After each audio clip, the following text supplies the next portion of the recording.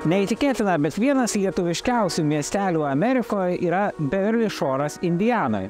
Šitas kurortas prie Čikagos turi apie 12% gyventojų lietuvių ir taip pat daugybę lietuviškų kryžių ir daugybę kitų lietuviškų simbolių. Taigi, kaip prasidėjo lietuviška Beverly Shore'o istorija?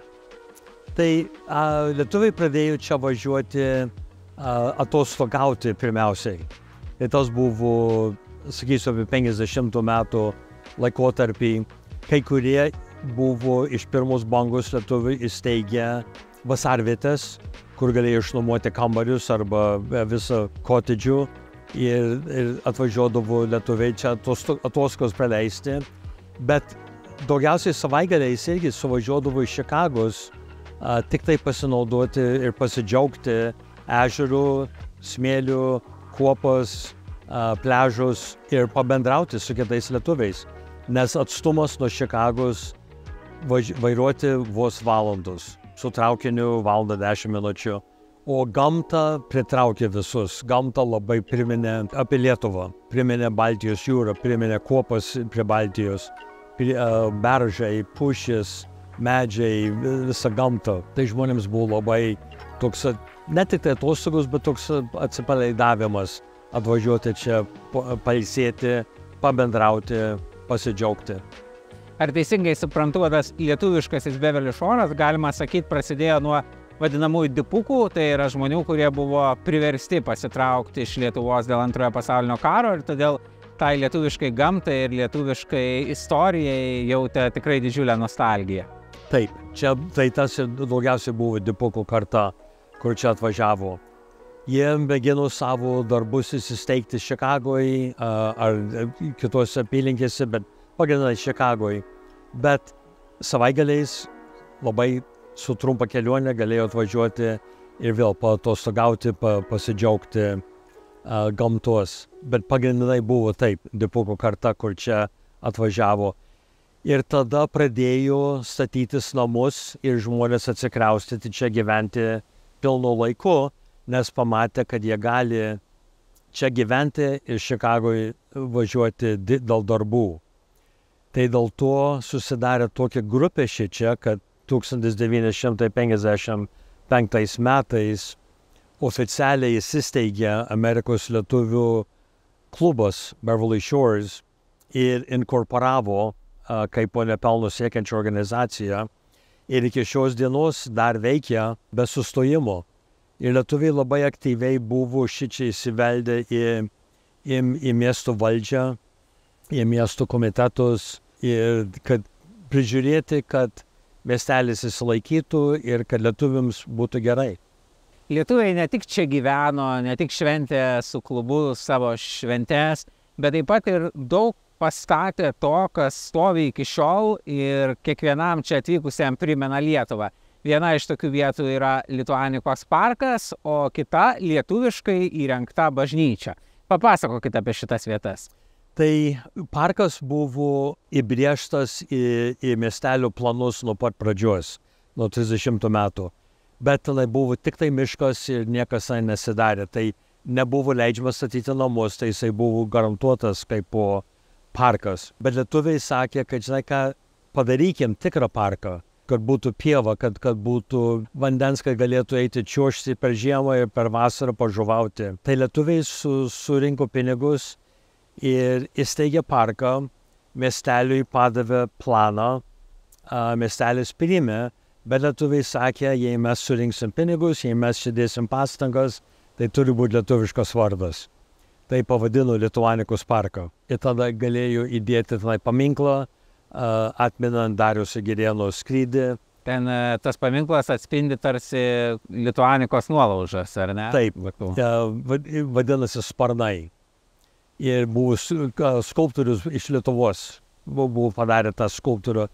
Bet taip pat yra akmuo tenai, kuri įamžino parko įsteigimą 68 metais. Tai parkas buvo vienas iš didesnių tokių projektų, kur lietuviai su savo pastangom padarė.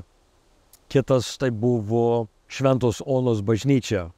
Buvo paprasta bažnyčia ir tada norėjau, kad būtų padidinta Tai lietuvis architektas Edvilas Masiulis suprojektavo priedą pridėti prie bažnyčios ir tą pastatė, irgi daug lietuvių aukavo pinigus, bet taip pat ir amerikiečiai, parapijiečiai irgi, bet daug lietuvių tiek, kad leido įdėti lietuvių.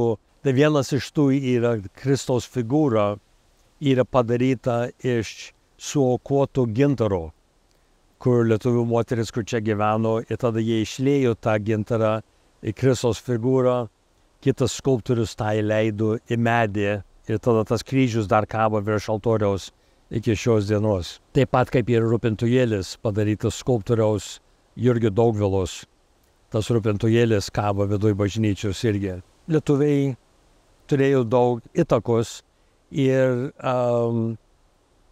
dar lentelė, kur yra suaukoti, kur žmonės gali matyti, kiek lietuviškų pavardžių ten yra, kur suaukavo tos pinigus. Taip pat yra ir dar viena lentelė, miestelėje Beverly Shores Heritage Trail yra tokia lentelė, kur surašytos poilsinės, kurios kažkada buvo mieste. Ir gera pusė ar daugiau negu pusė tų poilsinių yra su lietuviškais pavadinimais. Tiesa, daugelio jų ar visų, iš tikrųjų visų jau nebeliko. Tai kaip keitėsi tie lietuviai, kurie čia ar tai poilsiauja ir gyvena ilgainiui, ir kaip jūs pats apsisprendėt persikelt galiausiai gyventi Beverly Shores? Tai pirmiausia dėl tų vasarviečių, tai buvo, daug buvo pastatyta iš pirmo bango lietuvių, tai tik tai gyvenimas jie pasidarė vyresni ir gyvenimas perėmė, kad nebegali toliau tas vasarvietės turėti.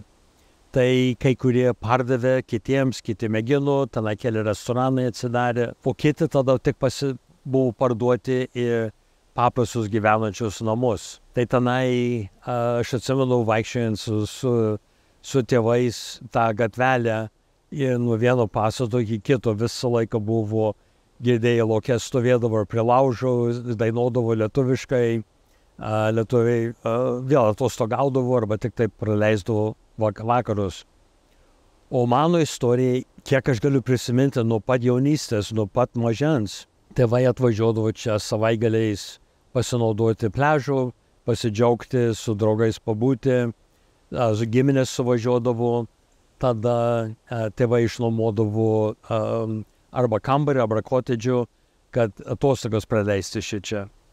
Tai aš turiu pasakyti, kad visą gyvenimą čia pusiau taip užaugau, bet gyvenimas laikė mane prie Čikagos, dėl darbų ir visa kita, bet taip pat šičia turėjom namą.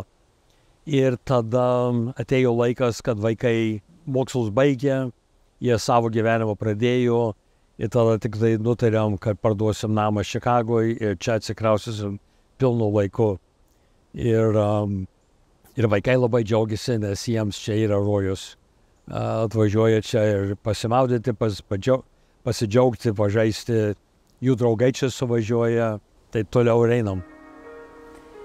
Žiūrovams iš Lietuvos, kurie išgirdę žodžius Mičigano ežeras įsivaizduoja nedidelį ežerėlį, tai pasakysiu, kad Mičigano ežeras yra vienas didžiausių pasaulyje ežerų ir pasižiūrėjus neatskirtum jo nuo jūros, o iš tikrųjų kartu, kadangi jie yra per Makinau sąsiaurį susijungę su Hurono ežeru, tai šitie abudu ežerai kartu sudaro vieną didelį ežerą, kuris netgi didesnis už visą Lietuvą. Taip kad čia tikrai yra kur ilsėtis ir poilsiauti šalia Čikagos.